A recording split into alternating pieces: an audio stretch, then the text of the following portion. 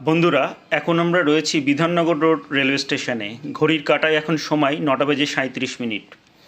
এখন 1 নম্বর প্ল্যাটফর্মে যে ট্রেনটি আসছে এটি হলো train number 31931 up Sealdah Gede EMU special, যেটি গত 16ই মার্চ থেকে 9:28 ব্যারাকপুর লোকালকে এক্সটেন্ড করে গেদে পর্যন্ত বাড়ানো হয়েছে।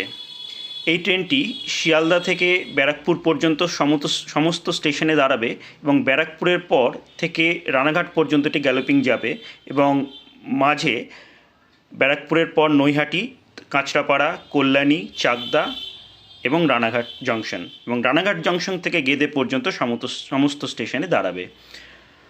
এই ট্রেনটি এক্সটেন্ড হয়েছে। আশা করি এই তথ্যটি আপনাদের কাজে লাগবে। অনেক অনেক ধন্যবাদ।